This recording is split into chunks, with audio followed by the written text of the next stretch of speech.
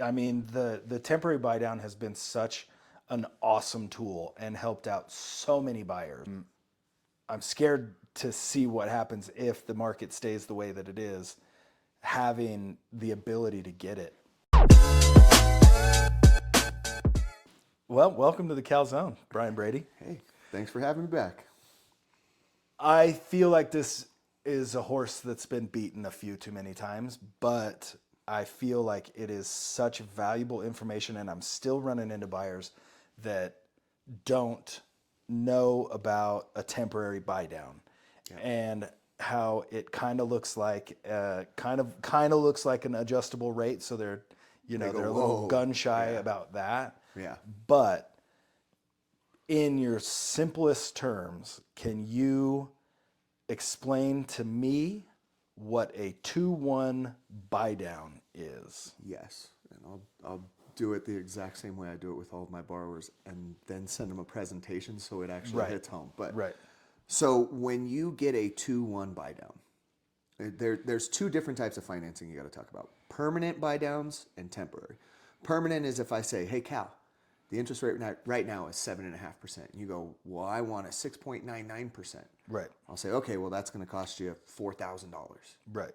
And that's fixed for 30 years. Right. So if next year the time comes to refinance, you spent $4,000 so you could save $120 a month, and that's a sunk cost. Out the window. Yeah, gone.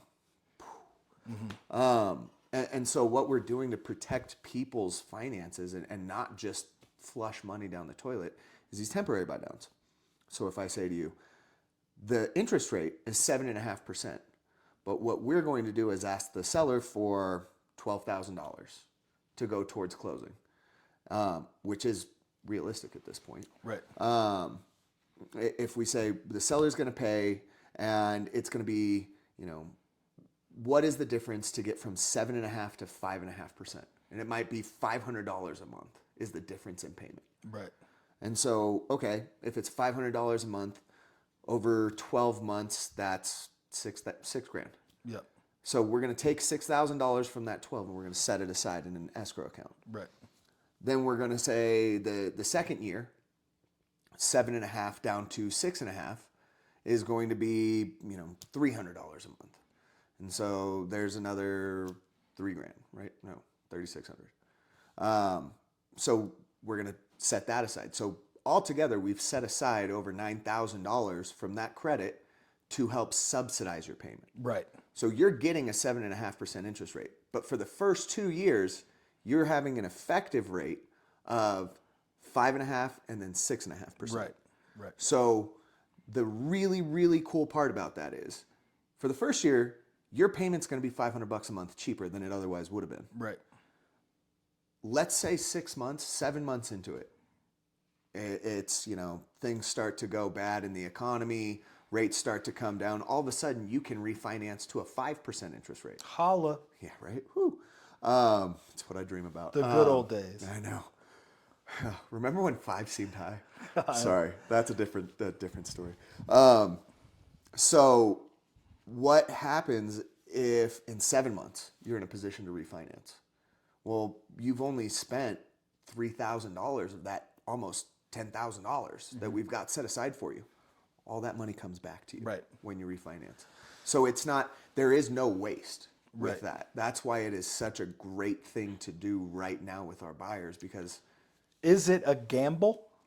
Yes. End of the day, yeah, it is. So see, I disagree. When it's kind of a gamble, but you're approved for that. What was it? 7.5. You're approved for that 7.5. 7.5. Right. So even if rates go up, you're still at that 7.5. Yeah, you know what your ceiling is. Right. You know day one what that ceiling is. If they drop to 7, you can still refi, get that money back from the temporary buy down, and move forward with it. So how we've been getting these temporary buy downs to go through when you're negotiating a deal is, listen, we would say, all right, if a temporary buy down is going to cost me 15 grand, I'm going to write this offer for this $500,000 house at $515,000, and then the seller will give that 500 or the $15,000 back. Because they're getting the 500 they want. Right. Their bottom line doesn't change at all, and the buyer then the seller helps out the buyer tremendously. Yes. What we have going on right now is kind of a flat market as far as median sales price goes in our market. For the last 5 months, we've stayed pretty much level for 5 months. Yeah. If that continues for, let's say, another 5 or 6 months, which who knows if it will. Yeah. But if that were to continue, it's going to be harder and harder for an appraiser to value that property at that 515 Yes. because he's no longer using data. And that's You know, that's one thing that the buyers need to understand on the financing end with your lender is the home needs to come in at value. Right. Whatever you're in contract for. So Right. if we write it at 515 and it comes in at 500, the first thing the seller's going to say is, "Whoa, I don't want to give up 15 grand from that. Right. Like my bottom line was here. I don't want to do that anymore. So Right. I'm not going to give you the seller credit." right. So that's what, as a lender, that's where we talk about the risk that they're going to be taking on is, hey, we got to go and get an appraisal on this thing, make sure that we're not going to have an issue. And I think it's a good point that as the market continues to be more flat, if it does, we could see this more Right. and more happening where we say, hey, we're going to get X amount in seller credit. And they go, oh, you can't have 20 because, the appraisal came in 10 low. So you can have 10 instead of 20. And it's going to Right. make closing deals, getting people into homes that much harder. I mean, the temporary buy down has been such an awesome tool and helped out so many buyers. I'm scared to see what happens if the market stays the way that it is, having the ability to get it with, and have the value still come in on that appraisal at contract price. Yeah. So I agree. it's going to be another one of those things where we're just going to have to watch it and keep everybody updated. And be ready to adjust. Sick. Yeah.